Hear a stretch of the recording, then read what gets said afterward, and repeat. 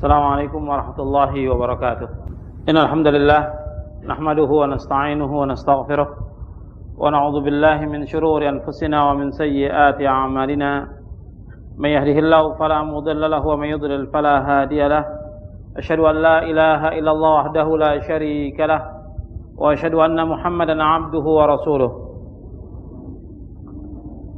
يا أيها الذين آمنوا اتقوا الله حق تقاته ولا تموتن إلا وأنتم مسلمون يا أيها الناس اتقوا ربكم الذي خلقكم من نفس واحدة وخلق منها زوجها وبث منهما رجالا كثيرا ونساء واتقوا الله الذي تساءلون به والأرحام إن الله كان عليكم رقيبا يا أيها الذين آمنوا اتقوا الله وقولوا قولا سديدا يصلح لكم أعمالكم ويغفر لكم ذنوبكم ومن يطع الله ورسوله فقد فاز فوزا عظيما أما بعد فإن أصدق الحديث كتاب الله وخير الهدي هدي محمد صلى الله عليه وعلى آله وسلم وشر الأمور محدثاتها وكل محدثة بدعة وكل بدعة ضلالة وكل ضلالة في النار. أيها الأخوة أعزكم الله. Pada malam ini insyaallah kita akan mengkaji satu atau dua ayat Al-Quran yang insyaallah banyak bermanfaat untuk kita. Tapi sebelum kita mengkaji satu atau dua ayat, kita ulangi dulu tentang hafalan yang dianjurkan pada pekan yang lalu, yaitu tentang doa Rasulullah SAW untuk memohon takwa. Karena ada beberapa yang tadi menghafal itu dalam bacaannya ada keliru, sehingga sekali atau dua kali sebelum kita mulai ini saya bacakan, kemudian antum ikuti. Yang pertama, yang atas, yang diriwayatkan oleh Imam Muslim, Allahumma inni as'alukal huda wa tuqa wal afafa wal ghina. Ya Allah, aku memohon kepadamu petunjuk, ketakwaan, terpelihara diri dan kecukupan.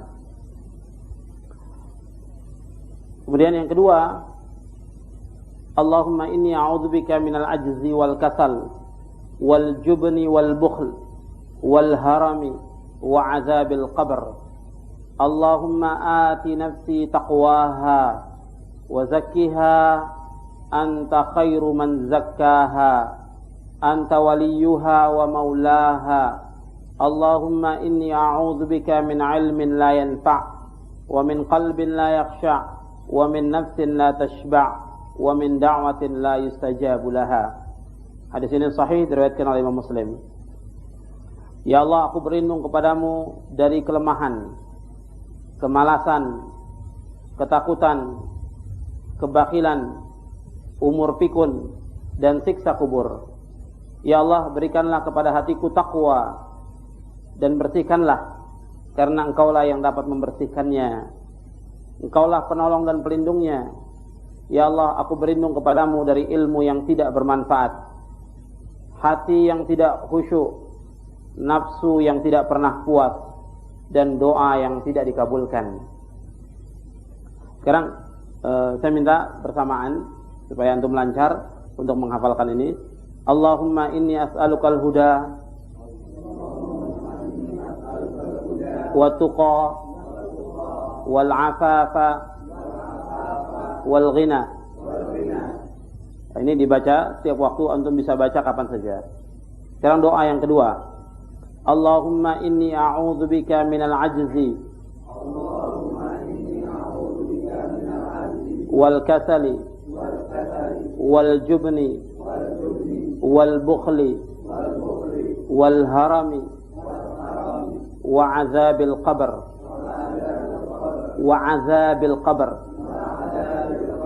Allahumma ati nafsi taqwaha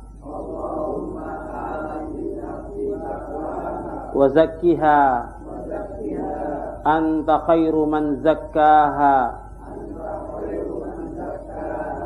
anta waliyuha wa maulaha Allahumma inni a'udzu bika min ilmin la yanfa'.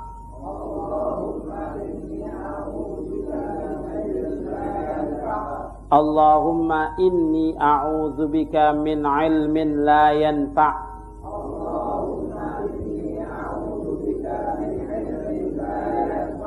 Wa min qalbin la yakhsha'. Wa min nafsin la tashba'. Wa min nafsin la tashba'. Wa min da'watin la yustajabu laha. Dakwanya tidak panjang. Wa min da'watin la yustajabu laha. Nah, ini dihafalkan dan bisa kita baca kapan waktu saja. Apakah antara azan dan qomat, apakah di tengah malam atau di waktu Jumat. Kita cari waktu-waktu yang dikabulkan oleh Allah SWT, maka kita berdoa pada waktu itu. Atau di saat hujan lebat, ada puluhan tempat dan waktu yang kalau kita berdoa kepada Allah, doa kita akan dikabulkan oleh Allah. Nah, ini doa yang dihafalkan ini sebagai lanjutan dari yang kemarin. Yang kemarin kita bahas tentang masalah hati. Jadi ini tolong dihafalkan. Saya baca sekali lagi supaya yang antum hafalkan juga antum ingat, dan juga yang di rumah kalau mendengar yang dibaca ini juga bisa hafal.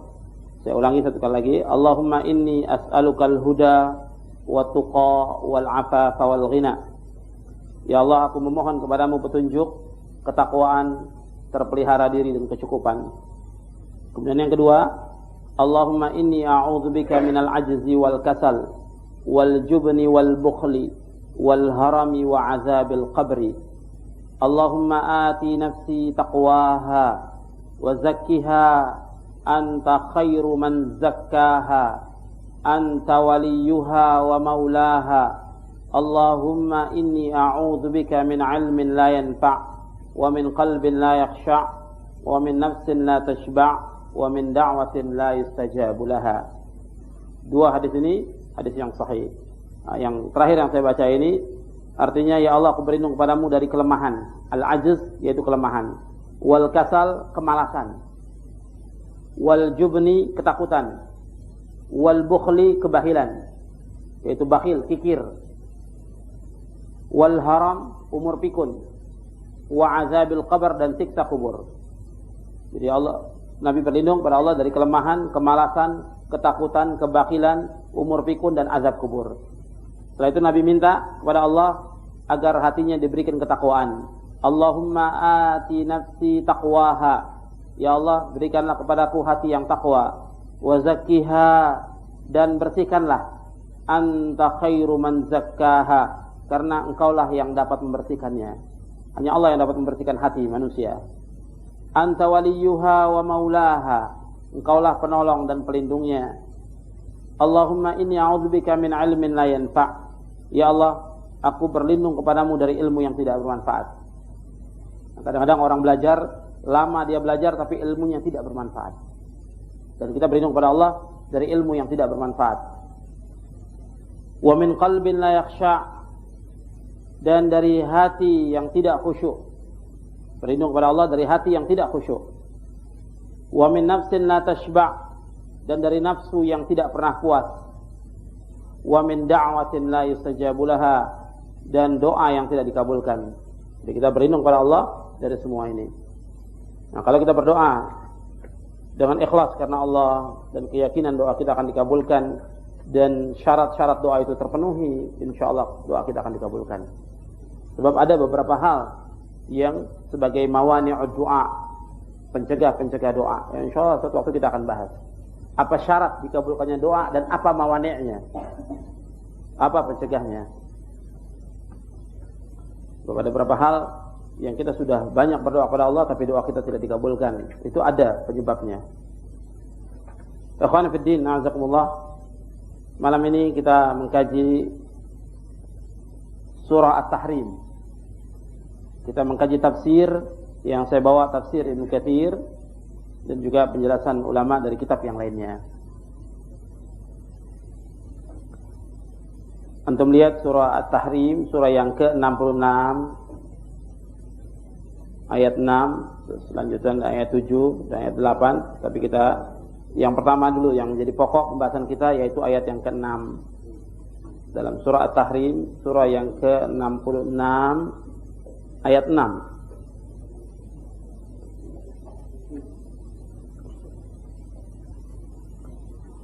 Allah berfirman dalam surah At-Tahrim, surah yang ke-66 ayat 6, ya ayyuhalladzina amanu qu anfusakum wa ahlikum nara wa quduhan nas wal hijarah 'alaiha malaikatun giladun shidad la ya'suna Allah ma amarahum wa yaf'aluna ma yu'marun. Hai orang-orang yang beriman, peliharalah dirimu dan keluargamu dari api neraka yang bahan bakarnya adalah manusia dan batu. Penjaganya malaikat-malaikat yang kasar, yang keras, yang tidak mendurhakai Allah terhadap apa yang diperintahkannya kepada mereka, dan mereka selalu mengerjakan apa yang diperintahkan. Kemudian di ayat ketujuhnya, ya ayyuhalladzina kafaru la ta'tadirul yaum innama tujzauna ma kuntum ta'malun. Wahai orang-orang kafir, janganlah kamu mengemukakan uzur pada hari ini. Janganlah kalian beralasan pada hari ini, pada hari kiamat. Sesungguhnya kamu hanya diberi balasan menurut apa yang kamu kerjakan. Menurut apa yang kamu kerjakan pada waktu di dunia ini. Sekarang kita lihat penjelasan tafsir dari ayat ini.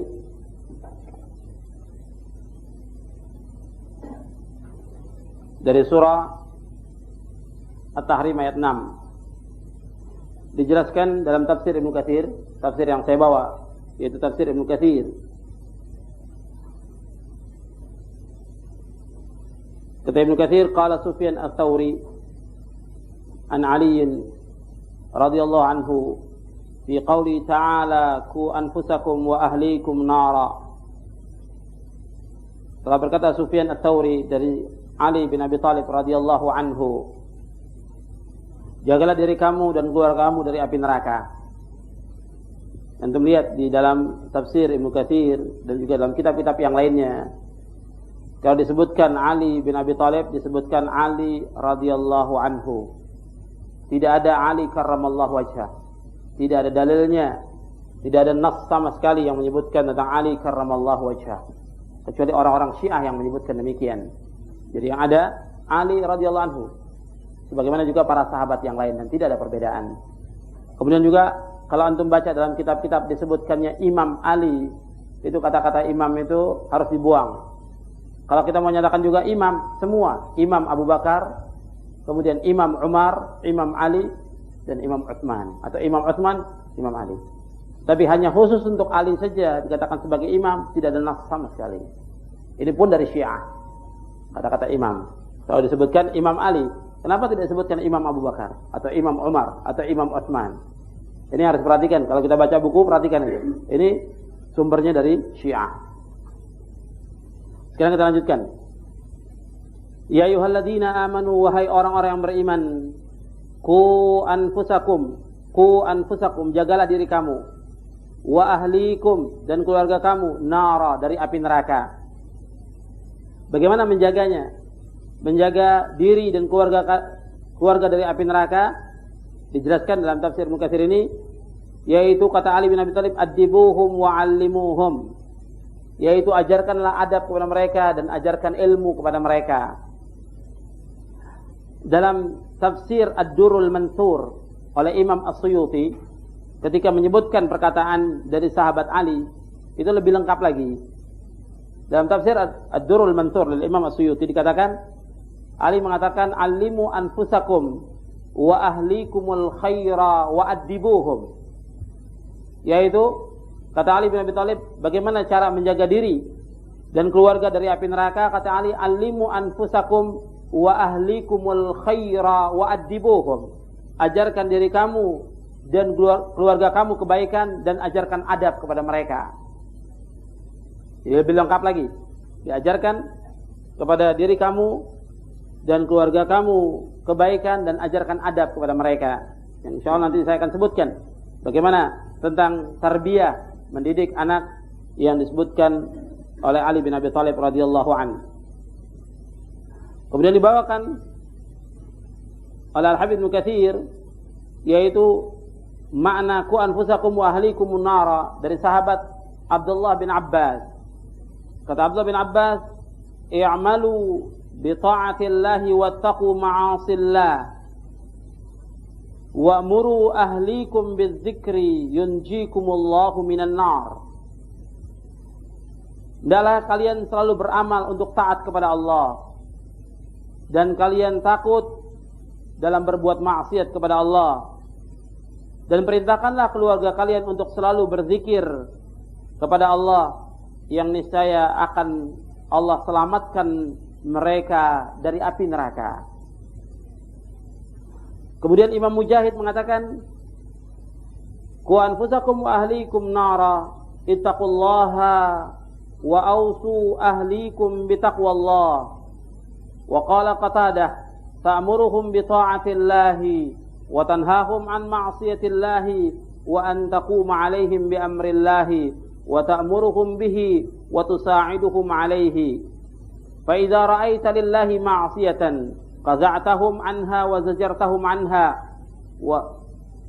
Sampai situ kata Imam Mujahid, hendaklah kalian bertakwa kepada Allah dan wasiatkanlah keluarga kalian untuk selalu bertakwa kepada Allah.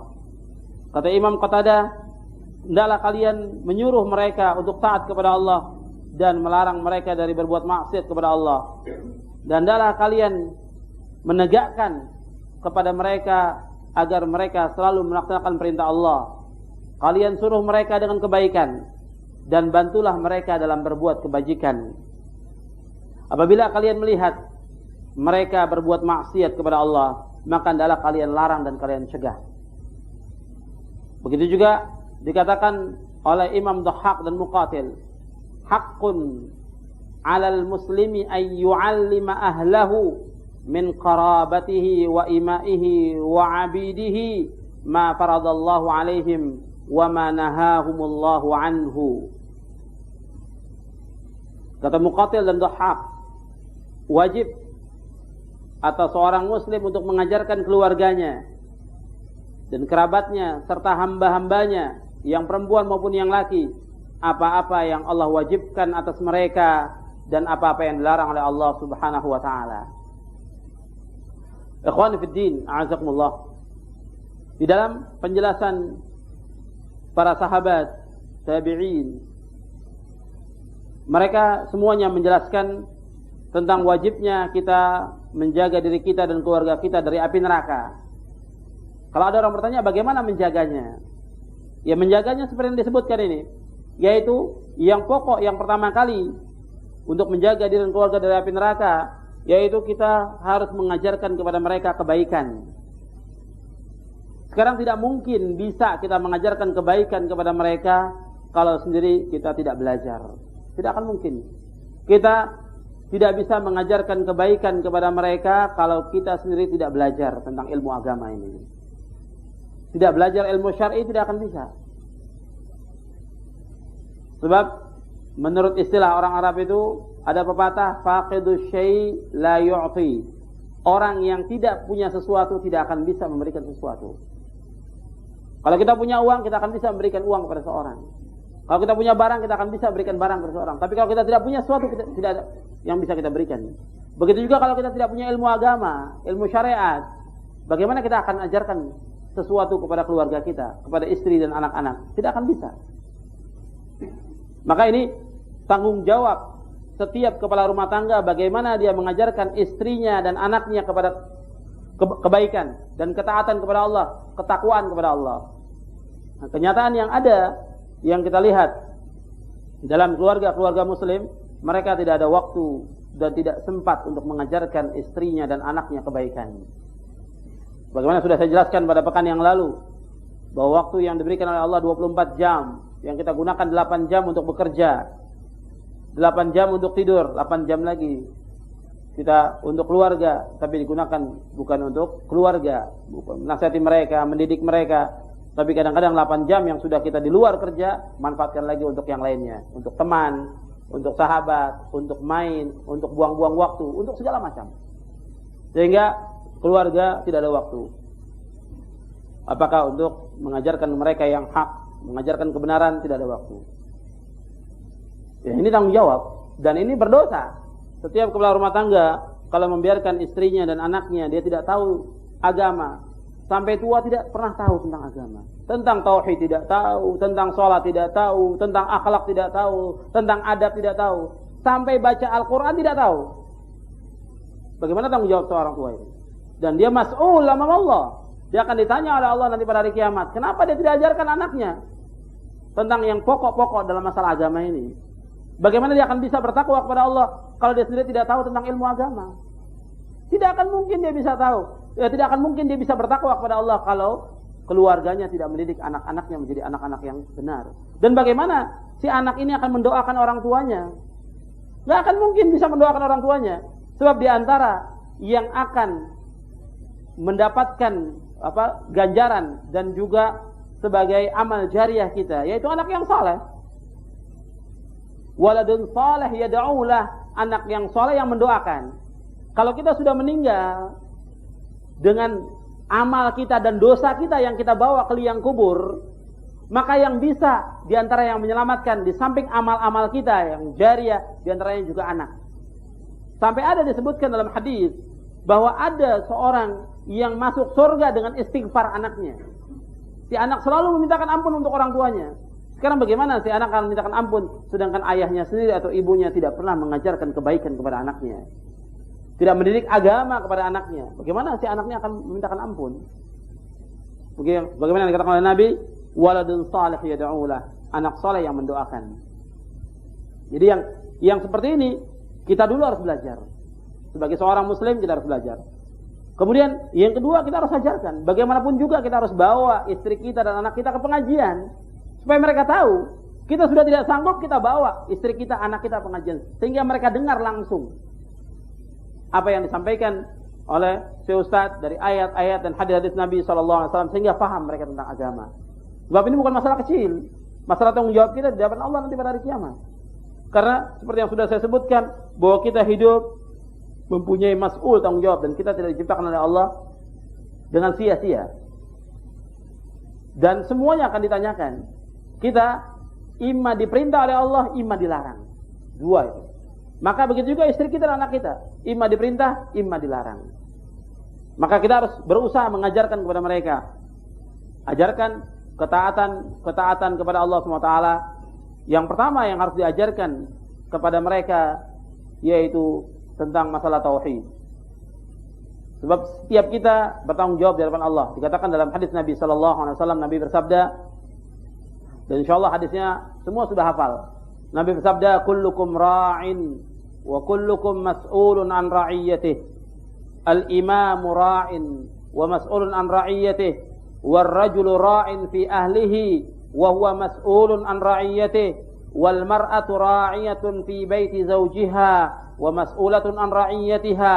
Wal khadimu ra'in fi mali sayyidihi wa mas'ulun an ra'iyyatih. Rawahul Bukhari wa Muslim. Dalam riwayat Muslim ada tambahannya yang terakhir, ala wa kullukum ra'in wa mas'ulun an ra'iyyatih. Dari sahabat Abdullah bin Umar, mudah-mudahan Allah meridhoinya, ia berkata, aku mendengar Rasulullah sallallahu alaihi wasallam bersabda, setiap kalian adalah pemimpin dan setiap kalian akan ditanya tentang pimpinannya. Seorang imam adalah seorang pemimpin. Dan dia akan ditanya tentang pimpinannya. Dan seseorang kepala rumah tangga, dia sebagai pimpinan dalam rumah tangganya. Dan dia akan ditanya tentang pimpinannya. Seorang istri, dia menjadi pimpinan di rumah suaminya. Dan dia akan ditanya tentang pimpinannya. Seorang pembantu, dia sebagai pemimpin terhadap harta tuannya. Dan dia akan ditanya tentang harta itu. Hadis ini sahih diriwayatkan oleh Bukhari dan Muslim. Hadis ini diriwayatkan oleh Imam Bukhari dan dijelaskan oleh Al-Hafidz Ibnu Hajar dalam kitabnya Fathul Bari di juz yang kedua. Kemudian dalam riwayat Muslim dijelaskan, ala wa kullukum ra'in wa mas'ulun an ra'iyati. Ketahuilah, setiap kalian adalah pemimpin dan kalian akan ditanya tentang pimpinannya. Di dalam hadis ini disebutkan bahwa semua bertanggung jawab kepada Allah SWT tentang apa yang dia pimpin. Seorang imam sebagai pemimpin yang dia akan ditanya tentang pimpinannya. Warrajulu ra'in. Disebutkan kepala rumah tangga, dia sebagai pemimpin terhadap keluarganya, dia akan ditanya oleh Allah tentang apa yang dilakukan dalam rumah tangganya. Dan seorang istri juga sebagai pemimpin, maksudnya seorang istri juga dia bertanggung jawab di hadapan Allah tentang apa yang dipimpin, tentang harta suaminya, tentang anak-anaknya, bagaimana dia mendidiknya ketika suaminya sedang pergi. Bukan berarti di sini bahwa al-mar'atu ra'iyatun fi baiti zawjiha dalam artian si istri sebagai pemimpin dalam rumah tangga, si suami tunduk, tidak. Suami sebagai pemimpin dan istri harus tunduk kepada suaminya, harus taat. Tidak boleh sekali-kali seorang istri menjadi pemimpin dalam rumah tangganya selama di situ ada suaminya, karena si istri wajib tunduk dan wajib taat kepada suami. Allah berfirman dalam Al-Quran, Ar-rijalu qawwamuna 'alan nisa bima faddalallahu ba'dahum 'ala ba'd wa bima anfaqu min amwalihim. Dan laki-laki adalah sebagai pemimpin atas wanita dengan apa-apa yang Allah lebih utamakan sebagian mereka sebagian yang lain, dan infak atau nafkah yang mereka berikan kepada istri mereka. Jadi laki-laki sebagai pemimpin, sedangkan perempuan sebagai pemimpin untuk anak-anaknya. Kalau terbalik seperti yang ada sekarang ini, si laki-laki tunduk kepada istrinya dan si istri menjadi pemimpin, ini tidak akan bahagia dan akan hancur rumah tangga yang seperti ini. Dalam Islam tidak dibenarkan wanita menjadi pemimpin dalam Islam. Nabi bersabda dalam hadis yang diriwayatkan oleh Imam Bukhari, "Lan yufliha qaumun tamlikuhum imra'atun." Kata Nabi, tidak akan bahagia, lan li ta'bid, tidak akan bahagia selama-lamanya satu kaum yang dipimpin oleh seorang wanita. Tidak akan bahagia selama-lamanya. Ini di hadis sahih diriwayatkan oleh Imam Bukhari. Jadi suami bertanggung jawab terhadap istrinya dan anaknya. Bagaimana istrinya itu? Apakah dia sudah didik istrinya? Apakah anaknya dia sudah didik? Sekarang kita bahas satu persatu dari masalah menjaga diri dan keluarga dari api neraka ini.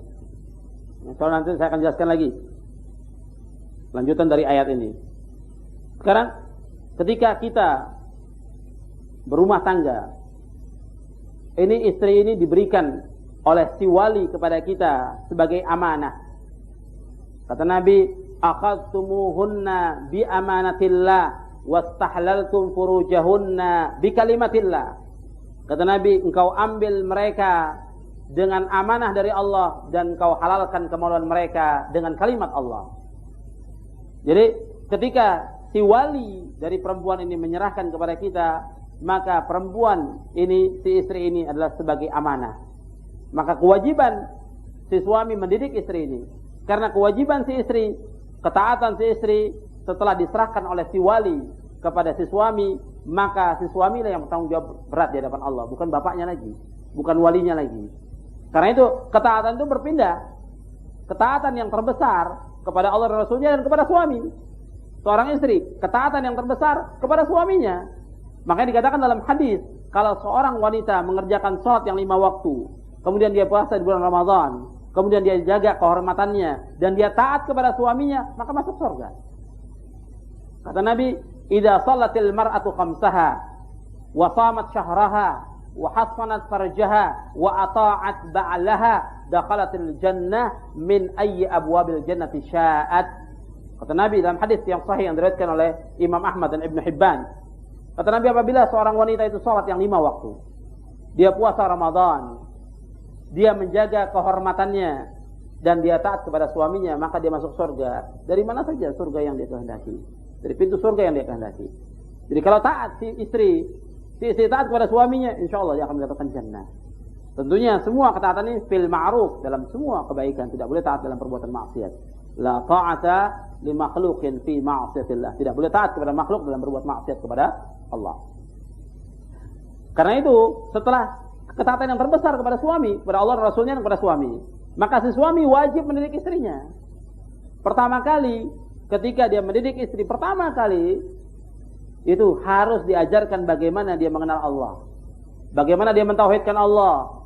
Itu harus diajarkan. Baik kepada istri maupun kepada anak. Mentauhidkan Allah. Ini pokok yang pertama yang akan ditanya oleh Allah SWT. Masalah tauhid. Jangan sampai dia berbuat syirik. Karena syirik ini perbuatan dosa besar yang paling besar. Jadi yang pertama ditanamkan kepada si istri ini yaitu masalah tauhid. Mentauhidkan Allah. Yaitu ajarkan mereka tentang tauhid rububiyah, uluhiyah, asma wa sifat. Kalau rububiyah insyaallah semua sudah tahu. Tentang Allah sebagai pencipta, Allah pemberi rezeki, Allah yang mengatur alam semesta ini, Allah sebagai penguasa, Allah yang menghidupkan, mematikan. Tapi kita menekankan tentang masalah tauhid al-uluhiyah. Iyyaka na'budu wa iyyaka nasta'in. Hanya kepada Engkau ya Allah kami beribadah dan hanya kepada Engkau ya Allah kami mohon pertolongan. Tanamkan kepada istri ini tauhid. Ini sudah belum ditanamkan. Jadi tauhid tanamkan. Bagaimana mereka mentauhidkan Allah. Nah, dari apa yang kita ketahui kita ajarkan. Belikan buku, bacaan supaya mereka baca kitab tauhid yang benar. Bukan tauhid yang salah. Tauhid yang benar. Itu ditanamkan. Ketika kita punya anak juga begitu, tanamkan tauhid. Kemudian juga ajarkan mereka tentang masalah ubudiyah, bagaimana beribadah kepada Allah Subhanahu wa taala. Kemudian di antara yang pernah saya sebutkan juga yaitu diajarkan tentang bagaimana atau pertanyaan, aina Allah? Allah di mana? Bagaimana Nabi ketika ada seorang jariyah yang dia mau dimerdekakan, Nabi mengatakan bawa jariyah itu, budak itu bawa, budak perempuan itu. Kemudian Nabi menanyakan, aina Allah? Di mana Allah? Dijawab oleh budak ini, Allah fis sama, Allah di langit. Artinya Allah di langit itu di atas langit, di atas arsy. Wa man ana? Siapa aku? Anta Rasulullah. Engkau Rasulullah. I'tiqha fa innaha mu'minah. Merdekakan karena dia seorang mukminah. Jadi untuk menanyakan seorang mukminah, ditanyakan oleh Rasulullah SAW tentang di mana Allah. Nah, ajarkan istri kita, anak kita. Kadang-kadang sudah punya anak, sudah punya cucu, tidak tahu Allah itu di mana. Bahkan ada ustaz juga yang tidak tahu Allah itu di mana. Ini termasuk akidah Ahlussunnah yang dibawakan oleh para ulama sejak zaman dahulu. Dan itu bisa lihat dalam kitab Mukhtasar Al-Ulu dari Ali Al-Ghaffar yang ditulis oleh Imam Az-Zahabi yang ditakhrij oleh Syekh Muhammad Nasiruddin Al-Albani. Jadi ini tentang tauhid al-uluhiyah dan juga tauhid tentang tauhid asma wa sifat. Itu harus diajarkan, ini wajib harus diajarkan. Kemudian yang diajarkan lagi kepada istri dan juga kepada anak, ya, terutama kepada anak kita, karena anak ini lahir kata Rasulullah SAW dalam keadaan fitrah. Kullu mauludin yuladu ala fitrah fa abawahu yuhawwidanihi aw yunassiranihi aw yumajjisanihi. Setiap anak lahir dalam keadaan fitrah, kedua orang tuanya yang menjadikan dia Yahudi atau Nasrani atau Majusi. Maka seorang tua ini wajib mendidik anak ini untuk mentauhidkan Allah Subhanahu wa taala. Yang kedua, yang pertama tanamkan tauhid. Yang kedua yaitu hubbullah. Hubbullah war rasul. Yang tanamkan yang pertama, yang kedua ini yaitu cinta kepada Allah dan Rasul.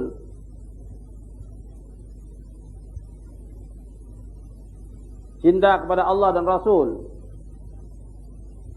Bagaimana supaya mereka itu mencintai Allah dan Rasulnya? Dalam beberapa buku-buku pelajaran untuk anak-anak di Timur Tengah itu ada beberapa buku yang disusun untuk menunjukkan kekuasaan Allah, sehingga si anak ini mengakui tentang kekuasaan Allah SWT.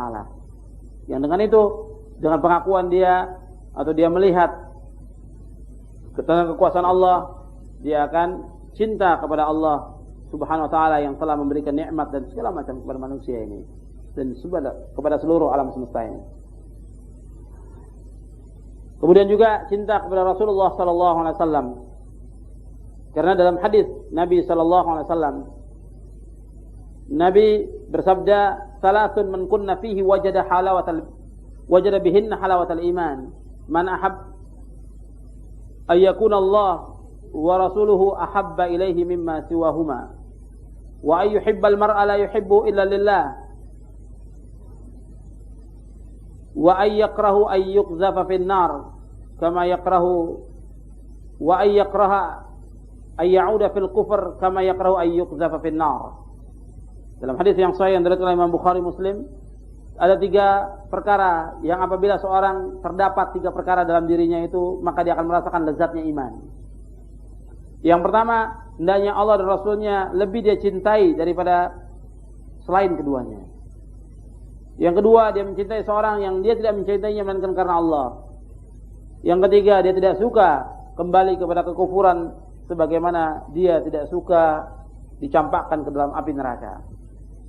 Jadi tanamkan cinta kepada Allah dan cinta kepada Rasulullah sallallahu alaihi wa ala alihi wasallam. Dalam ayat dikatakan kalau kita cinta kepada Allah disuruh mengikuti Rasulullah sallallahu alaihi wasallam. Qul in kuntum tuhibbunallaha fattabi'uni yuhibbukumullah wa yaghfir lakum dzunubakum wallahu ghafurur rahim. Katakanlah seandainya kamu cinta kepada Allah, maka ikutilah aku. Niscaya Allah akan cinta kepadamu dan Allah akan mengampuni dosa-dosa kamu. Allah Maha Pengampun lagi Maha Penyayang. Kemudian yang ketiga, yaitu diajarkan Al-Quran. Diajarkan Al-Quran.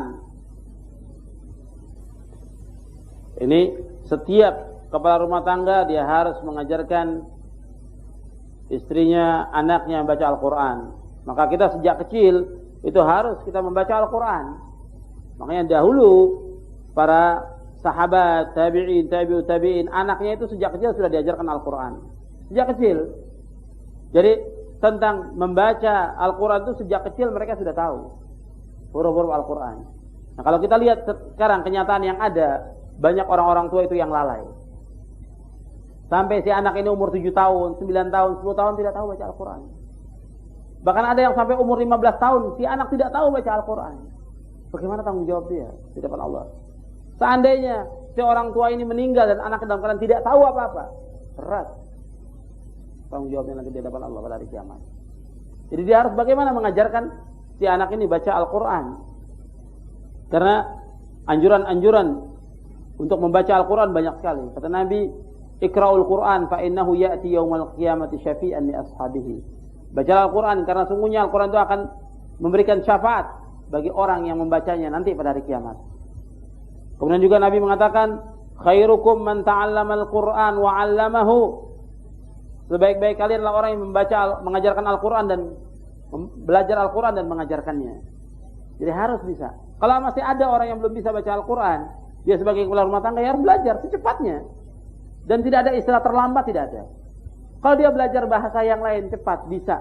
Dia kursus bisa, berapa bulan. Kenapa untuk Al-Quran nggak bisa? Dia usahakan. Belajar bacaannya, hurufnya, makhrajnya, tajwidnya. Insya Allah dalam sebulan, 2 bulan, atau 3 bulan, dia bisa. Tinggal melancarkan setiap hari baca Al-Quran itu. Mestinya, setiap muslim itu sudah lancar. Dan setiap anak muslim sudah lancar baca Al-Quran. Kenapa? Al-Quran itu setiap hari kita baca di rumah. Setiap hari. Dan insya Allah, kalau setiap hari dibaca Al-Quran di rumah kita, tenang kita. Akan tentram. Karena setiap hari kita baca, istri kita baca, anak kita baca. Sekarang tidak demikian, tidak mengalami ketenangan. Dan gersang rumah-rumah itu. Karena apa? Karena tidak dibacakan Al-Quran. Yang ada, disetelkan lagu, musik, televisi, segala macam sudah yang ada. Tapi Al-Quran hampir tidak ada. Ini kenyataan yang ada dalam rumah tangga muslim. Maka harus disuruh kita membaca Al-Quran, istri kita membaca Al-Quran, anak kita. Dan adakan waktu setiap hari baca Al-Quran. Kalau dulu zaman sahabat atau tabi'in, mereka bisa hatam Al-Quran dalam sepekan. Sepekan hatam Al-Quran. Bahkan Abdullah bin Amr bin As, 3 hari hatam Al-Quran. Berarti 1 hari 10 juz. Sahabat yang lain, sepekan. Berarti 1 hari mereka minimal 4 juz membaca Al-Quran. Ada yang 15 hari, ada yang 10 hari, ada yang 15 hari, ada yang 1 bulan. Kalau 1 bulan berarti minimal 1 hari itu 1 juz. Kalau sebulan. Nah kita sudah belum? Coba tinggal kita mengoreksi diri kita. Kita, istri kita, anak kita. Bacaan kita terhadap yang lain, kesibukan kita yang lain dengan baca Al-Quran, kita dahulukan mana? Baca Quran, orang sampai 16 halaman, itu sampai yang kecil-kecil dia baca. Tapi kalau Al-Quran yang jelas besar hurufnya, itu nggak terbaca. Habis waktu untuk yang lainnya. Televisi berapa jam dia bisa tonton. Dan kemudian yang lain lagi. Ya. Belum lagi dengan orang-orang yang disibukkan dengan telepon tiap hari terus. Waktunya habis untuk itu. Ada waktu untuk baca Al-Quran. Antum telepon bisa setengah jam, 1 jam, sampai 2 jam, 1 hari. Kalau dimanfaatkan 1 jam buat baca Al-Quran, insya Allah manfaat buat kita. Kita baca Al-Quran, istri kita baca, anak kita baca. Nikmat rumah tangga yang seperti itu. Kita tidak ada waktu. Ba'da maghrib sampai isya tuh, coba buat istri, buat anak. Sekarang tidak. Sudah 8 jam, bahkan lebih di perjalanan atau di kantor, pulang sudah mengerjakan yang lain. Bahkan kumpul lagi dengan teman-teman. Bukan tidak boleh, ada waktunya. Bukan tidak boleh, ada waktunya. Cuma habis waktu. Terus kita anggap ya yang penting istri kita kasih nafkah, senang sudah. Ada kewajiban yang terbesar yang belum kita berikan kepada dia. Dan dia mazlum, terzalimi. Karena dia tidak tahu dan tidak menuntut memang. Karena dia bergaul dengan orang-orang yang sama dengan dia. Tapi kalau dia belajar, bergaul dengan orang-orang yang mengerti, insya Allah dia akan timbul. Saya juga pengen seperti itu. Tapi karena bergaul dengan orang-orang yang sama, sehingga tidak ada keinginan untuk belajar lebih mendalam lagi. Tapi kalau bergaul dengan orang-orang yang betul-betul taat kepada Allah, insya Allah akan timbul. Saya pengen seperti mereka. Jadi Al-Quran yang mereka bisa lancar, kenapa saya nggak lancar? Jadi si istri, anak kumpul sama kita setiap hari. Kita ba'da subuh masa nggak ada waktu baca Al-Quran? Ba'da maghrib masa nggak ada waktu? Menjelang tidur masa nggak ada waktu? Coba antum biasakan seperti itu untuk membaca Al-Quran. Karena ini juga wajib untuk kita ajarkan kepada istri kita dan anak kita baca Al-Quran. Jangan sampai mereka tidak bisa baca Al-Quran dan kita rugi nantinya. Karena mereka tidak akan tahu isi Al-Quran kalau mereka tidak tahu membacanya.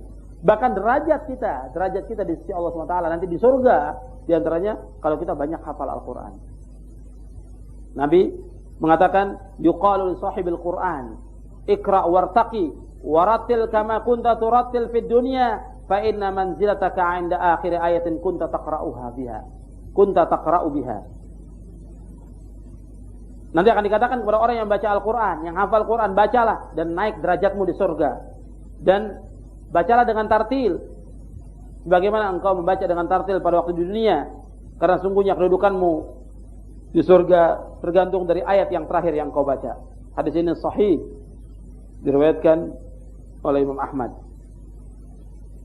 Jadi disuruh kita untuk membaca Al-Quran. Jadi setiap hari kita usahakan membaca Al-Quran, istri kita juga membaca Al-Quran. Setiap hari. Kalau ada anak kita yang tidak bisa baca Al-Quran, kita mesti menyesal. Bersedih. Kadang-kadang enggak. Kalau tidak bisa beberapa ilmu-ilmu eksak, kita tuh kayak sedih. Luar biasa. Anak kita nggak bisa. Tapi kalau baca Al-Quran tidak bersedih.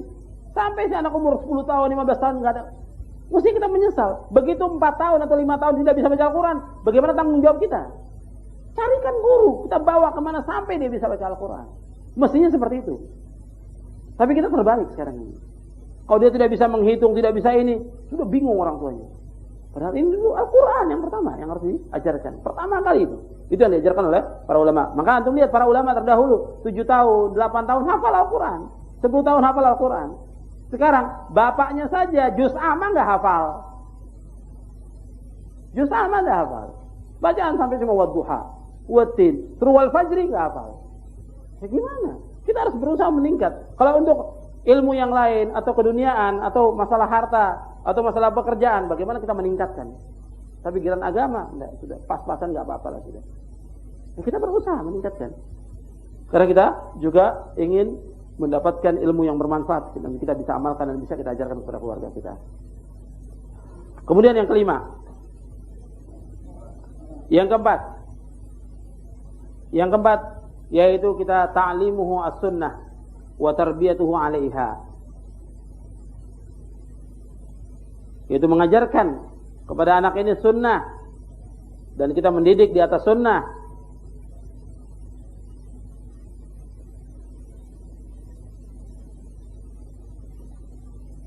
Artinya sejak awal itu anak itu sudah diajarkan tentang sunnah Nabi SAW. Sampai dalam masalah makan, baca bismillah, anak itu sudah diajarkan. Makan dengan tangan kanan sudah diajarkan. Bagaimana pernah zaman Rasulullah SAW ada seorang anak makan bersama Rasulullah. Kemudian dia meraba-raba, mengambil yang jauh. Kemudian kata Rasulullah kepada anak ini, ya gulam, sammillaha wa kul biyaminik wa kul mimma yalik. Wahai anak, hendaklah kamu menyebut nama Allah. Sebelum makan baca bismillah. Kemudian wakul biyaminik, makan dengan tangan kanan kamu. Wakul mimma yalik, dan makan yang terdekat. Ya, sudah diajarkan sunnah, diajarkan juga adab. Sunnah Nabi itu sudah diajarkan. Jadi pertama kali yaitu baca nama Allah, bismillah. Kemudian makan dengan tangan kanan, kemudian makan dari yang terdekat. Kemudian juga Nabi pernah mengajarkan kepada Ibnu Abbas. Ibnu Abbas ini masih kecil waktu itu. Kemudian juga Nabi pernah mengajarkan kepada Ibnu Abbas. Ibnu Abbas ini masih kecil waktu itu. Yaitu hadis yang ada di kitab Arba'in An-Nawawi. Hadisnya panjang, saya baca awalnya saja. Ya gulam, inni wa'alimuka kalimatin ihfazillah yahfazka. Ihfazillah tajidhu tujahak. Idza sa'alta fas'alillah wa idza ista'anta fasta'in billah. Sampai akhir hadis. Hadis ini sahih, riwayat At-Tirmizi. Batas Allah, niscaya Allah akan menjagamu. Jagalah batas Allah, niscaya engkau akan dapati Allah berada di hadapanmu. Apabila engkau minta, mintalah kepada Allah. Apabila engkau minta tolonglah kepada Allah. Jadi sejak kecil sudah diajarkan anak itu tentang tauhid, tentang batas-batas Allah. Artinya batas-batas Allah itu laksanakan yang wajib-wajib, jauhkan yang dilarang. Sudah diajarkan. Diajarkan yang sunnah-sunnah, jauhkan yang bid'ah-bid'ah. Jadi sejak kecil sudah tanamkan ini yang sunnah, ini yang bid'ah. Kalau tadi tentang tauhid, jauhkan syirik. Kemudian ajarkan sunnah, jauhkan mereka dari perbuatan bid'ah. Kalau orang sudah terus-menerus dalam perbuatan bid'ah, berbahaya untuk dia. Nanti sampai besar terus dalam perbuatan bid'ah dan tidak bisa keluar dari tempat itu. Dan betapa banyak orang yang seperti itu. Yang orang tuanya pikir ya tidak apa-apalah dia berbuat bid'ah, kecil ini tidak apa-apa. Sampai besar dia terbiasa dengan bid'ah itu dan orang tua tidak bisa melarang lagi dia berbuat bid'ah. Kalau sudah seperti itu, terhalang dia dari taubat. Sebab Nabi bersabda, "Innallaha hajabat taubata an kulli sahibi bid'atin hatta yada'a bid'atahu." Kata Nabi, sungguhnya Allah menghalangi taubat dari orang-orang yang berbuat bid'ah sampai dia meninggalkan bid'ahnya. Jadi sejak awal sudah diajarkan anak itu ala sunnah dan jauhkan mereka dari perbuatan bid'ah. Maka sekolah juga harus diperhatikan. Sekolah anak itu jangan di sekolah Kristen, haram hukumnya. Tidak boleh. Sekolah juga harus di sekolah yang betul-betul melaksanakan sunnah. Kita berusaha ke sana. Ya, kalau belum ada, ya kurang lebih kita cari yang lebih mending, artinya yang lebih ringan. Bukan ditempatkan di tempat-tempat yang di situ adanya kesyirikan, kekufuran, kemaksiatan, kebid'ahan. Ini berbahaya untuk anak ini. Dan kadang-kadang si anak juga nanti menuntut kepada orang tuanya. Saya tidak bisa agama ini karena orang tua, karena bapak yang ngajarkan saya. Saya dulu dari kecil disekolahkan Kristen. Saya tidak diajarkan agama segala macam. Ya bagaimana? Dia akan tuntut kepada orang tuanya. Mestinya sejak kecil diajarkan kepada pendidikan yang benar. Diajarkan dia tentang sunnah Nabi Sallallahu Alaihi Wasallam dan apa-apa yang diperintahkan oleh Rasulullah Sallallahu Alaihi Wasallam. Itu harus diajarkan. Dan banyak sunnah Nabi yang lain yang kita harus ajarkan kepada anak kita sejak kecil. Kemudian yang kelima, salat.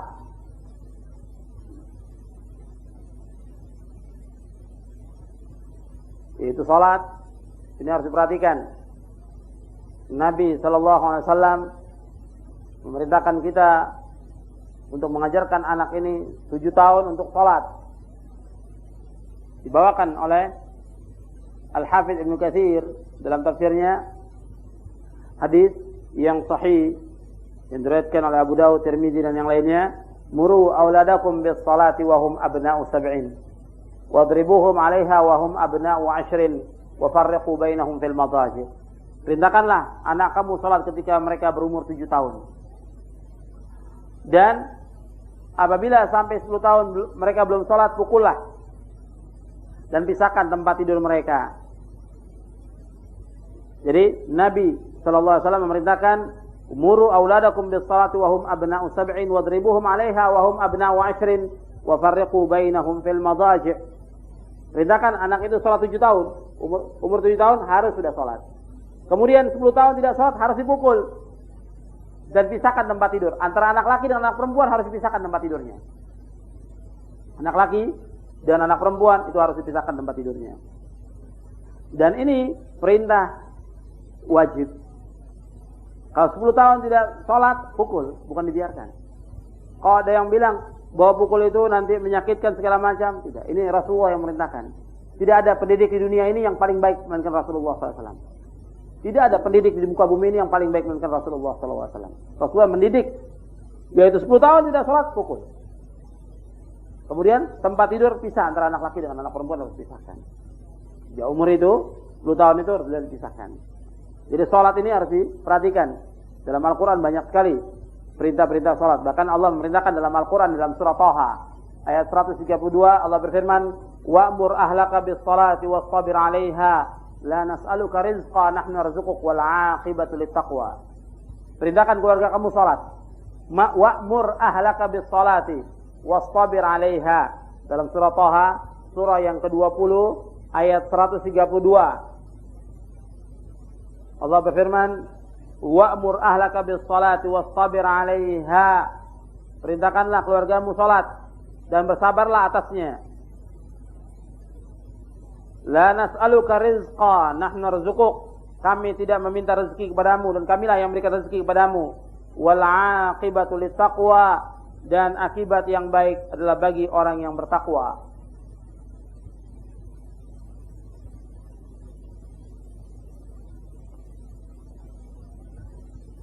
Di dalam ayat ini diperintahkan kita untuk menyuruh keluarga sholat. Jadi setiap hari kita harus perintahkan istri kita, anak kita sholat. Dan harus diperhatikan tentang masalah sholat ini sudah saya ingatkan berkali-kali. Sholat itu perhatikan tentang waktunya pertama kali. Tiba waktu sholat harus sholat. Di anak sekolah juga, sekolah tidak ada di rumah kita, sekolah diingatkan. Tiba waktu sholat, sholat. Itu selalu ingatkan orang tua. Pulang dari sekolah, sholat, ingatkan. Bukan yang lain yang ditanyakan, sholat. Bukan pelajarannya bagaimana. Gimana pelajarannya, bagus atau tidak, segala macam. Bukan itu. Sholat dulu tanyakan. Sudah sholat dulu. Ketika si anak kuliah juga pertama kali ingatkan sholat pada waktunya. Sholat pada waktunya. Karena perintah Allah dalam Al-Quran. Karena seutama-utama amal kata Nabi, as-salatu fi waqtiha. Salat pada waktunya. Dalam riwayat yang lain, as-salatu fi awwali waqtiha. Salat di awal waktunya. Yang kedua diperhatikan tentang bagaimana cara salatnya. Itu juga harus diajarkan. Setiap orang tua bagaimana mengajarkan anaknya. Kaifiyat salat Nabi. Sebab Nabi bersabda, "Shallu kama ra'aitumuni usalli." Salatlah kalian sebagaimana kalian melihat aku salat. Sudah belum? Setiap kepala rumah tangga mengajarkan istrinya, anaknya salat yang benar menurut contoh Rasulullah SAW. Kalau dia sendiri tidak paham tentang kaifiyat sholat, ya harus belajar. Sekarang kalau dia tidak belajar, bagaimana dia akan bisa mengajarkan istri dan anaknya sholat? Karena sampai sudah punya cucu, istri tidak tahu bacaan sholat itu apa sih yang benar yang menurut sunnah, tidak tahu. Sudah punya cucu, sudah mau meninggal dunia, bagaimana tanggung jawab sebagai seorang suami? Istrinya tidak tahu, anaknya juga tidak tahu bagaimana sholat yang benar. Sebab Nabi bersabda, "Shallu kama ra'aitumuni usalli." Salatlah kalian sebagaimana kalian melihat aku salat. Dan yang pertama dihisab pada hari kiamat tentang salat. Kata Nabi, "Awwalu ma yuhasabu bil 'abdu yaumal qiyamati as-shalah. Idza saluhat, saluha sa'iru amalih, wa idza fasadat, fasada sa'iru amalih." Kata Nabi, yang pertama dihisab pada hari kiamat masalah salat. Kalau salatnya baik, seluruh amalnya baik. Kalau salatnya buruk, seluruh amalnya buruk. Salat. Ini enggak diperhatikan orang tua. Yang penting ya sudah istri salat, anak salat sudah. Tapi bagaimana setiap hari? Subuhnya, zuhur, asar, maghrib, isya, diperhatikan tidak? Kemudian kaifiyatnya bagaimana? Pernah enggak diajarkan? Kadang-kadang seorang kepala rumah tangga, yang penting saya sudah berikan nafkah, saya sudah sekolahkan, sudah cukup. Tidak. Tetap kita mutaba'ah, ikuti dia. Sekolahnya benar atau tidak? Kalau sekolahnya salah, diajarkan oleh gurunya salah, apa kita biarkan? Tidak boleh. Kita harus bagaimana meluruskan dia. Itu harus kita berusaha ke sana. Sholatnya juga harus diperhatikan. Sebab kalau sholat sudah tidak diperhatikan, kemudian dia meninggalkan sholat, akan hancur. Dia akan sesat dan mengikuti hawa nafsunya. Dulu generasi nabi-nabi itu semuanya sholat. Kemudian digantikan generasi yang lain. Kata Allah dalam Al-Quran dalam surah Maryam, "Fakhalafa min ba'dihim khalfun adha'us shalah wattaba'us syahawat fasawfa yalqawna ghayya." Di dalam surah Maryam Allah berfirman dalam surah Maryam surah 19 ayat 59. Surah 19 ayat 59. Fakhalafa min ba'dihim khalfun adha'us shalah wattaba'u syahawat fasawfa yalqauna ghayya. Maka datanglah sesudah mereka pengganti yang jelek yang menyanyiakan salat dan memperturutkan hawa nafsunya, maka mereka kelak akan menemui kesesatan.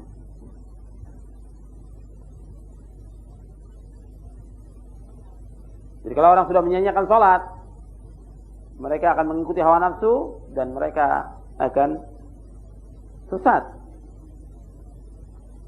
Makanya salat itu harus diperhatikan. Salat harus diperhatikan. Itu yang kedua, tentang kaifiatnya salat harus diperhatikan. Ajarkan bagaimana cara salat yang benar. Kemudian yang ketiga, yaitu tentang salat, yaitu harus diperhatikan tentang khusyuk dan tumaninahnya. Bagaimana supaya anak kita ini salatnya khusyuk dan tumaninah, begitu juga kita. Saya sudah jelaskan tentang tanda-tanda hati yang sehat itu, diantaranya kalau dia salat dia lupakan dunia, kemudian dia menghadap kepada Allah SWT dan tenang, nikmat salat itu.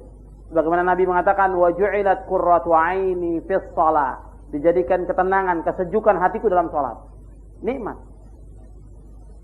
Jadi bukan seperti sekarang. Salat itu maunya cepat. Urusan yang lain segala sampai berjam-jam, salat yang 10 menit masih dia lalaikan juga. Kadang-kadang cuma 2 menit atau 3 menit selesai sudah. Padahal salat harus diperhatikan, dipentingkan salat ini daripada yang lainnya. Dan Nabi nikmat kalau salat itu. Wa ju'ilat qurratu 'aini fis shalah. Kemudian yang keempat, tentang jamaahnya. Untuk laki-laki diperintahkan untuk salat di masjid. Banyak ayat dan hadis yang memerintahkan laki-laki itu salat di masjid. Dan keutamaannya banyak. Keutamaannya puluhan. Kita mendapatkan keutamaan dari Allah kalau kita mengerjakan salat berjamaah di masjid. Karena itu sebagian ulama berpendapat tentang wajibnya salat berjamaah di masjid. Jelas nasnya dari ayat Al-Quran dan hadis Nabi SAW yang memerintahkan kita untuk salat di masjid. Bahkan Nabi akan membakar rumah orang-orang yang tidak salat berjamaah di masjid. Nabi akan membakar. Bahkan Nabi menyebutkan bahwa di antara tanda orang munafik, yaitu mereka berat dalam mengerjakan salat berjamaah. Baik salat subuh maupun salat isya berjamaah, itu berat bagi orang munafik. Maka Nabi mengatakan, inna asqalas shalah 'alal munafiqin. Sungguhnya seberat-berat salat atas munafikin, yaitu salat isya dan salat subuh. Kalau seandainya mereka tahu tentang keutamaan dua salat ini, mereka akan datang meskipun merangkak. Dan banyak lagi. Belum lagi keutamaan. Kita berjalan dari rumah, kita wudu, kemudian berjalan ke masjid. Pertama, kaki kita menghapuskan dosa. Yang kedua, mengangkat derajat. Belum lagi keutamaan-keutamaan yang lain. Puluhan. Insya Allah nanti kita akan kaji tentang keutamaan salat berjamaah. Jadi perhatikan. Tentang 4 ini, anak ini suruh salat dan diajarkan salatnya di masjid. Bukan di rumah. Kalau orang tuanya biasa salat di rumah, nanti anaknya akan salat di rumah. Lama-kelamaan, bukan lagi mengerjakan di rumah, dia tinggalkan salat itu. Tapi kalau selalu di masjid, insya Allah dia akan jaga sampai akhir hayatnya. Sekarang antum lihat aja, anak kita yang kita suruh umur 7 tahun sholat, berkali-kali kita suruh, tetap masih melalaikan kadang-kadang. Apalagi yang tidak pernah kita suruh. Yang kita suruh aja kadang-kadang masih melalaikan. Apalagi yang nggak pernah kita suruh. Maka kita harus terus menyuruh anak ini. Istri juga demikian. Setiap hari tidak boleh tinggal itu. Kemudian setelah itu, yang ke-6. Yang ke-6 diajarkan akhlak. Yang ke-6 yaitu diajarkan tentang akhlak. Jadi yang pertama tentang tauhid, yang kedua tentang cinta kepada Allah Rasulnya, yang ketiga diajarkan Al-Quran, yang keempat diajarkan sunnah, yang kelima diajarkan salat, yang keenam diajarkan akhlak. Itu akhlak itu harus diperhatikan. Karena Nabi bersabda, "Ma min syai'in asqalu fil mizan min husnil khuluq." Tidak ada sesuatu yang paling berat dalam timbangan melainkan akhlak yang baik. Hadis ini sahih dari Abu Daud dan Tirmizi. Kemudian dalam hadis yang lain Nabi bersabda, "Akmalul mu'minina imanan ahsanuhum khuluqa." Mukmin yang paling sempurna imannya adalah yang paling baik akhlaknya. Maka itu diajarkan akhlak dan juga diajarkan adab. Jadi seorang anak itu diajarkan bagaimana menghilangkan gangguan dari dirinya, kemudian gangguan-gangguan di jalan, kaful adza, kemudian basyasyatul wajh, yaitu tersenyum sesama kaum mukminin, Ifsya'us salam, menyebarkan salam. Setiap ketemu orang muslim, ajarkan dia untuk mengucapkan salam. Setiap ketemu orang muslim, ajarkan dia untuk menyebarkan salam. Assalamualaikum. Biasakan seperti itu. Ifsya'us salam. Kemudian hifdzul lisan, menjaga lisan. Jangan berkata yang kotor, jangan berkata yang tidak baik, jangan dusta, jangan berkata yang tidak benar. Jadi ajarkan dia untuk selalu berkata yang baik. Karena lisan ini termasuk yang paling berat untuk dijaga. Bahkan kata Nabi, wa hal yakubbun nasa ala wujuhim aw ala manakhirihim illa hasaidu alsinatihim. Bukankah manusia ini ditarik, ditelengkupkan, diseret, dimasukkan ke dalam neraka dengan sebab lidah mereka? Dalam hadis yang diriwayatkan oleh Imam Tirmizi. Maka lidah ini harus dijaga. Anak itu juga diajarkan untuk berkata yang baik. Kemudian muhafadzah al-amanah, diajarkan untuk selalu amanah. Tidak boleh khianat. Sejak kecil diberikan amanah, dia harus perhatikan amanah itu. Tidak boleh khianat. Kemudian as-sidqu fil qawli wal amal, diajarkan untuk selalu jujur dalam berkata dan dalam beramal. Diajarkan juga untuk selalu menyuruh yang ma'ruf, mencegah yang mungkar. Bagaimana wasiatnya Luqman kepada anaknya dalam surah Luqman. Yang pertama kali disuruh untuk bertauhid kepada Allah, menjauhkan syirik, kemudian disuruh berbakti kepada orang tuanya dan menjauhkan durhaka. Kemudian diperintahkan mendirikan salat, di antaranya menyuruh yang ma'ruf, mencegah yang mungkar. Kemudian juga husnul jiwar, baik kepada tetangga. Wa silatur rahim, selalu menyambung tali silaturahmi. Anak ini diajak ketika kita silaturahmi kepada saudara, kepada kerabat, diajak supaya dia tahu agar dia selalu menyambung tali silaturahmi. Karena orang yang memutuskan tali silaturahmi tidak akan masuk surga, kata Rasulullah. La yadkhulul jannata qati'un, tidak akan masuk surga orang yang memutuskan tali silaturahmi. Hadis ini sahih dari Imam Bukhari. Tidak akan masuk surga orang yang memutuskan tali silaturahmi. Kemudian juga satru auratil muslimin, diajarkan untuk menutup aib kaum muslimin. Diajarkan juga i'anatul muhtaj, menolong orang yang susah, orang yang sulit, orang yang lapar. Kemudian menolong juga orang yang dizalimi. Kemudian menghormati tamu dan yang lainnya. Tapi yang penting dari akhlak ini, ya, yang pertama yang harus diperhatikan yaitu bagaimana anak ini supaya berbakti kepada kedua orang tua, birrul walidain.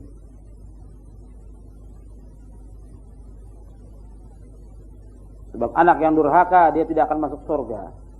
Kata Nabi, la yadkhulul jannata 'aq, tidak akan masuk surga anak yang durhaka. Bahkan dalam hadis yang lain disebutkan salasun la yadkhulunal jannah wa la yanzurullahu ilaihim yaumal qiyamah al-'aqli walidayhi wal mar'atul mutarajjilatul mutasyabbihatu birrijal wad dayyus. Dalam hadis yang sahih yang diriwayatkan oleh Imam Ahmad, kemudian Hakim dan Baihaqi, Nabi bersabda, ada 3 golongan yang tidak masuk surga dan Allah tidak akan lihat mereka pada hari kiamat.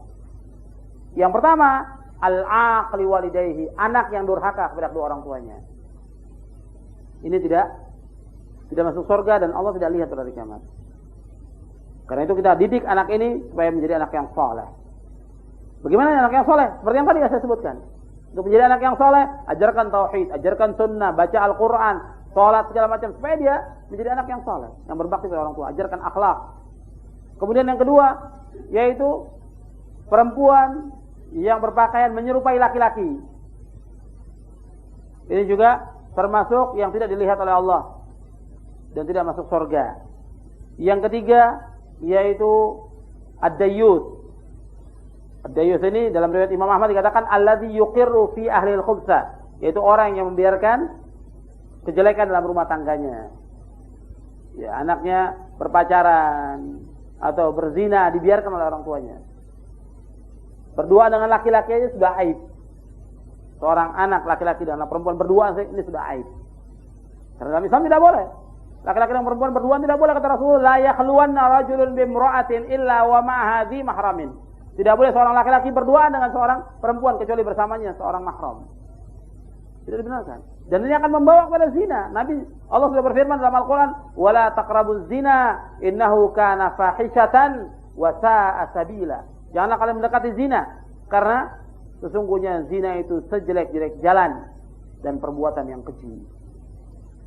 Zina itu perbuatan yang keji dan sejelek-jelek jalan. Tidak ada moral yang paling rusak melainkan zina. Karena itu jalan yang menuju ke sana harus cegah. Apakah itu bacaan, kemudian tontonan film, kemudian berdua dengan laki-laki, ini hati-hati. Itu hati-hati. Dan jauhkan anak itu dari tempat-tempat yang demikian. Nah, kalau orang tuanya membiarkan, maka orang tuanya menjadi dayut. Saya perhatikan. Jadi yang tidak masuk surga bukan berarti kalau disebutkan tidak masuk surga itu berarti untuk selamanya, tidak. Karena yang tidak masuk surga selama-lamanya yaitu orang kafir. Kalau dia masih ada rasa iman, masih ada seberat zarah iman, dicuci dalam neraka dengan perbuatan dosanya, kemudian akan dimasukkan ke dalam surga nantinya.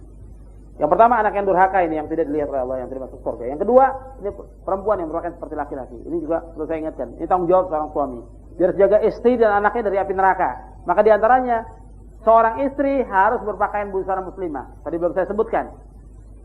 Istri harus berpakaian busana muslimah. Anak kita yang perempuan juga harus menutup aurat, memakai busana muslimah. Tidak boleh seorang suami membiarkan istrinya terbuka auratnya, tidak boleh. Ini rambut ini termasuk aurat bagi wanita. Lengan bawah termasuk aurat. Betisnya termasuk aurat. Harus tertutup semuanya, kecuali yang boleh terlihat muka dan kedua tapak tangannya, itu yang boleh terlihat. Seluruh tubuhnya harus tertutup. Ini aurat. Kata Nabi dalam hadis yang sahih dari Imam Tirmizi, al-mar'atu auratun, perempuanlah aurat. Kalau dia keluar dari rumahnya, maka diiringi oleh syaitan, kata Nabi. Idza kharajat min baitiha istasrafaha syaitan. Dia keluar dari rumahnya, maka diiringi oleh syaitan. Maka si istri harus memakai busana muslimah. Sekarang banyak orang tua yang biarkan istrinya demikian, anaknya juga demikian. Ini wajib, tertutup auratnya begitu keluar rumah. Apakah mau ke pengajian, mau keluar rumah kemana, ke pasar, ke masjid, kemana saja harus tertutup. Bukan saat ngaji saja. Menutup auratnya, pakai busana muslimah. Ya bukan seperti laki-laki, tertutup semuanya. Bukan menyerupai laki-laki. Sebab kata Nabi SAW tentang wanita yang tidak menutup auratnya, yang tidak memakai busana muslimah, yang tidak memakai jilbab, terlihat auratnya, kata Nabi SAW, sinfani min ahlin nar lam arahuma. Rijalun ma'hum siyatun ka'aznabil baqar wa nisa'un kasiyatun 'ariyatun ma'ilatun mumilat ru'usuhunna ka'asnimatil bukhtil ma'ilah la yadkhulul jannata wa la yajidna rihaha. Rawahu Muslim. Kata Nabi ada dua golongan yang termasuk ahli neraka dan aku belum pernah lihat pada zamanku. Yang pertama, yaitu laki-laki yang membawa pecut yang dia pukulkan manusia dengan itu. Sebagian ulama mengatakan itu kinayah tentang algojo, yang kedua mengatakan bahwa itu sebagai penguasa yang zalim. Tapi kalau kita artikan secara hakikat, yaitu orang-orang yang selalu mencut manusia. Yang kedua, yaitu perempuan-perempuan yang berpakaian tapi telanjang. Kepala mereka seperti punuk onta. Mereka berjalan berlenggak-lenggok. Mereka tidak masuk surga dan tidak mencium bau surga. Padahal bau surga tercium setiap perjalanan berapa puluh tahun, kata Nabi. Baunya surga tercium puluhan tahun. Tapi perempuan ini yang tidak pakai busana muslimah tidak mencium bau surga. La yadkhulna jannah, tidak masuk surga, kata Nabi, wala yajidna rihaha, dan tidak mencium bau surga. Hadis ini sahih diriwayatkan oleh Imam Muslim. Maka sekarang tanggung jawab kita sebagai seorang suami, istri wajib disuruh pakai busana muslimah. Mau atau tidak mau, harus dipaksa supaya dia mau pakai busana muslimah. Jelaskan dengan pengertian yang baik, perlahan-lahan supaya dia mau. Kalau tidak mau juga sudah kita jelaskan dengan berbagai keterangan, harus dipaksa. Karena si suami tanggung jawab di hadapan Allah nanti di hari kiamat. Sekarang mungkin tidak ada apa-apa, tapi di hari kiamat tidak ada lagi. Maaf atau ampun tidak ada lagi. Kita tanggung jawab. Istri harus pakai busana muslimah. Anak kita yang perempuan harus pakai busana muslimah. Maka dilatih. Sebelum umur 10 tahun itu dilatih supaya dia pakai busana muslimah. Karena begitu dia 11 tahun atau 12 tahun dia haid, sudah wajib. Sebagaimana pernah Nabi mengingatkan kepada Asma binti Abi Bakar. Kata Nabi, ya Asma, innal mar'ata idza balagatil mahid la yaslu ayyura illa hadza wa hadza wa asyara ila wajhihi wa kaffayhi. Wahai Asma, sungguhnya perempuan kalau sudah haid itu tidak boleh terlihat. Semuanya harus tertutup. Yang boleh terbuka hanya muka dan kedua tapak tangannya. Hadis ini meskipun diperselisihkan oleh para ulama, tapi hadis ini sebagai pembatas. Artinya perempuan itu semuanya aurat kecuali muka dan kedua tapak tangannya. Jadi nggak boleh terlihat. Kalau terlihat terus berdosa kita. Dan tertutup auratnya, bukan seperti sekarang. Pakai kerudung, ini daunnya pakai blue jeans. Pakai celana seperti laki-laki. Dilaknat oleh Allah perempuan atau laki-laki yang menyerupai perempuan atau perempuan yang menyerupai laki-laki. Dilaknat oleh Allah. Dalam hadis dikatakan la'anallah al-mutasyabbihina minar rijali bin nisa wal mutasyabbihati minan nisa'i bir rijal. Kata Nabi, Allah melaknat laki-laki yang menyerupai perempuan dan perempuan yang menyerupai laki-laki. Dengan memakai pakaian ketat itu sudah mencondongkan laki-laki akan berbuat zina. Pakaian tertutup aurat semuanya, apa susahnya? Kalau dia mengatakan panas, neraka lebih panas lagi daripada itu. Neraka lebih panas lagi daripada itu. Jadi kalau dikatakan panas dan tidak boleh pilih-pilih, saya mau milih yang enak saja. Mau sedekah, mau puasa, mau umroh, mau haji. Tapi kalau pakaian tidak bisa. Nggak boleh pilih-pilih. Kalau Allah sudah putuskan, baik laki-laki untuk perempuan, tidak boleh dia pilih-pilih. Kalau Allah sudah tetapkan, wajib dan nggak boleh dia tuntut. Kok laki-laki tidak seperti perempuan? Allah sudah mengatakan, walaisa dzakaru kal unsa. Laki-laki tidak sama dengan perempuan selama-lamanya. Dan kalau sudah ada ketentuan wajibnya, tidak boleh dia pilih-pilih. Antum bisa lihat dalam surah Al-Ahzab. Dalam surah Al-Ahzab di ayat 36. Surah 33 ayat 36 Allah berfirman, "Wa ma kana lil mu'minin wa la mu'minatin idza qada Allahu wa rasuluhu amran ay yakuna lahumul khiyaratu min amrihim wa may ya'sillaha wa rasulahu faqad dhalla dhalalan mubina." Dan tidaklah patut bagi laki-laki yang mukmin dan tidak pula bagi perempuan yang mukmin apabila Allah dan Rasulnya telah menetapkan suatu ketetapan, akan ada bagi mereka pilihan yang lain tentang urusan mereka. Dan barang siapa yang mendurhakai Allah dan Rasulnya, maka sungguh dia telah sesat dengan kesesatan yang nyata. Jadi tidak berhak dia untuk pilih-pilih, mau yang enak-enak saja. Apa yang Allah dan Rasulnya sudah putuskan, dia wajib taat. Sami'na wa ata'na, laksanakan. Tidak boleh pilih-pilih. Jadi kalau sudah datang ketentuan, dia wajib laksanakan. Tidak boleh tunda-tunda lagi. Di perintah Allah dan Rasulnya itu harus segera dilaksanakan. Jadi ini tentang masalah pakaian ini masih banyak kita lihat rumah tangga Muslim yang membiarkan istrinya tidak memakai busana muslimah, anak perempuannya dibiarkan tidak memakai busana muslimah. Dianggap bahwa itu tidak berdosa. Ya nggak apa-apalah namanya anak muda sekarang atau anak perempuan sekarang, tidak boleh. Anak mudanya dibiarkan tidak sholat dan tidak bergaul bebas, yang perempuannya juga demikian, tidak boleh. Tanggung jawab kita di hadapan Allah Subhanahu wa taala. Maka itu harus kita perhatikan. Kemudian kita lanjutkan ayat ini. Itu 6 hal yang harus diperhatikan tentang masalah tarbiyah, tentang masalah pendidikan terhadap istri dan anak. Kemudian dalam ayat ini Allah mengatakan, setelah kita diperintahkan oleh Allah menjaga diri kita, keluarga kita, istri kita, anak kita dari api neraka, yaitu dengan kita belajar mentauhidkan Allah, melaksanakan sunnah dan yang lainnya. Kemudian Allah mengatakan dalam bentuk ancaman, waquduhan nas wal hijarah, yaitu bakarannya adalah manusia dan batu. Waqud ay hatabuha alladhi yulqa fiha jutsatu bani Adam.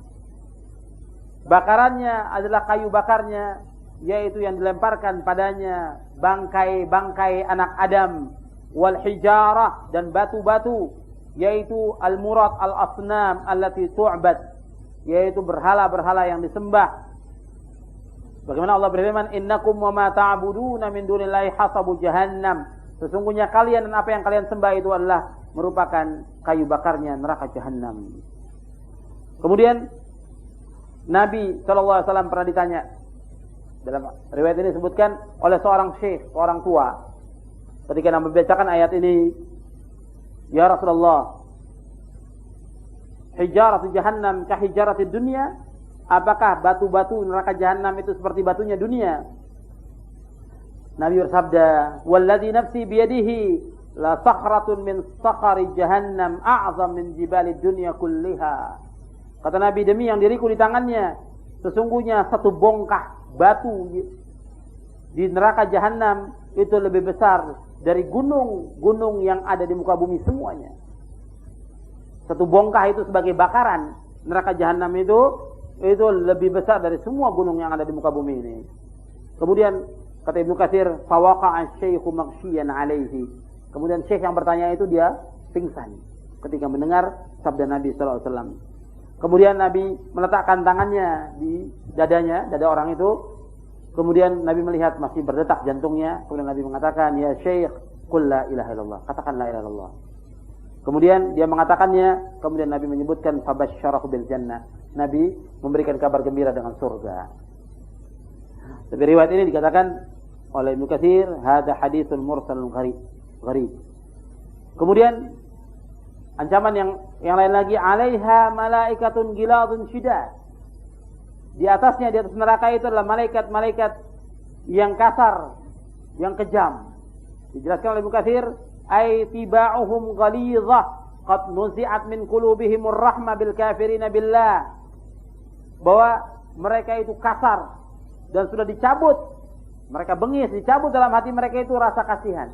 Jadi malaikat yang di neraka itu sudah dicabut, rasa rahmat, kasihan itu tidak ada lagi. Bengis, bukan main, kepada semua yang ada dalam neraka. Kemudian susunan mereka syiddah terkibuhum fi ghayat syiddah wal kasafa.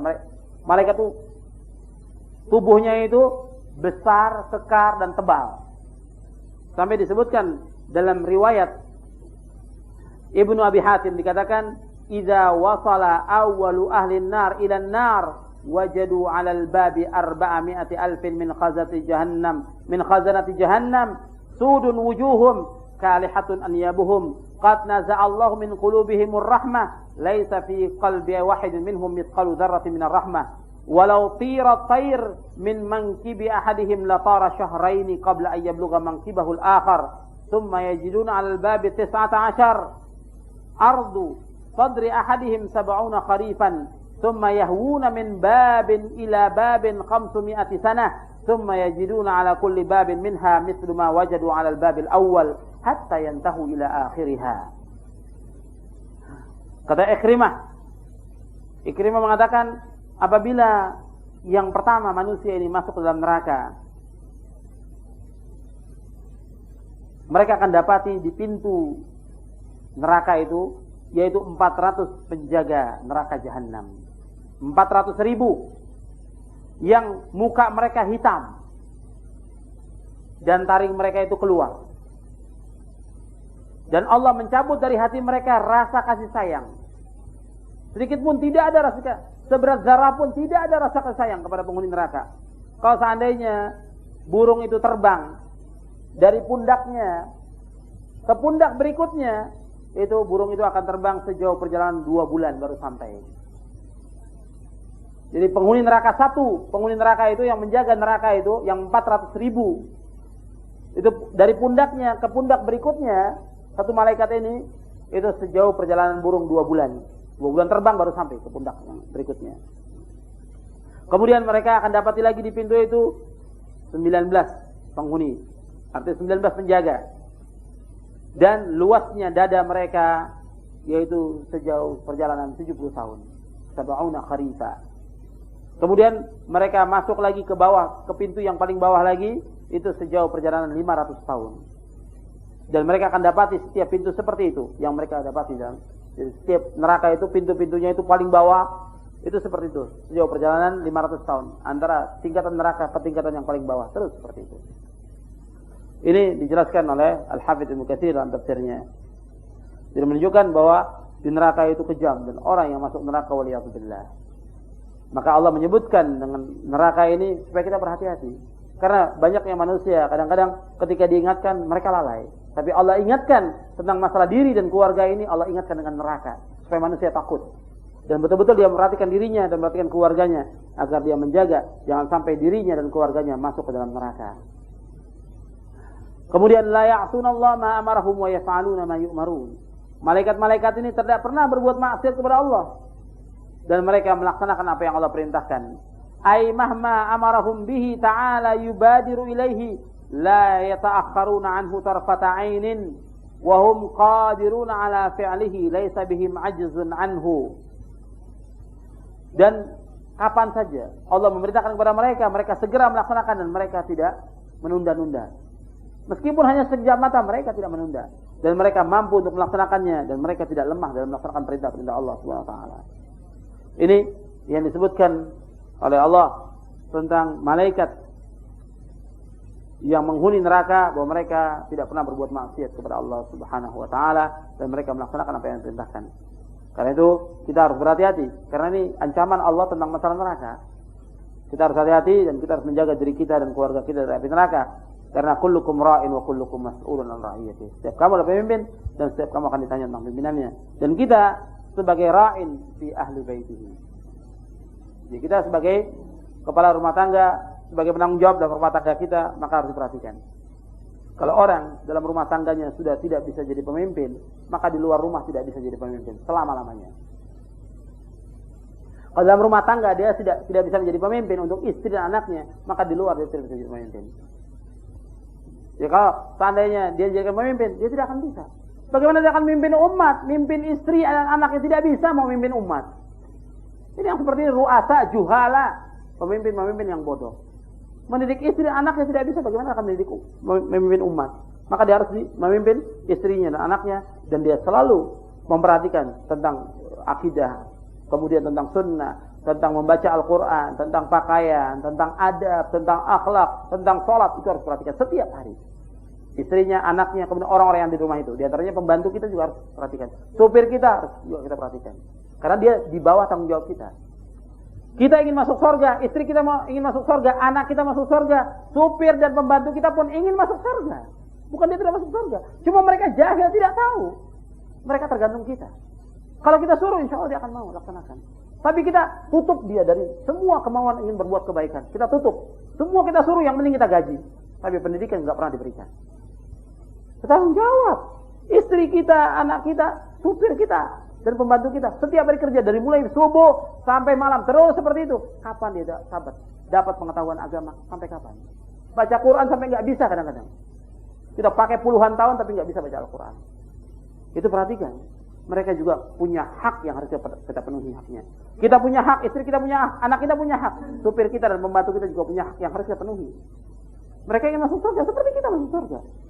Itu kita harus perhatikan dan kita ajarkan. Karena kita bertanggung jawab di hadapan Allah Subhanahu wa taala, dan kita berdoa selalu kepada Allah Subhanahu wa taala agar kita diberikan oleh Allah kekuatan untuk mendidik keluarga kita dan anak kita, dan kita menjadi pemimpin bagi orang-orang yang takwa. Sebagaimana Allah berfirman dalam Al-Quran, Rabbana hablana min azwajina wa dhurriyyatina qurrata a'yun waj'alna lil muttaqina imama.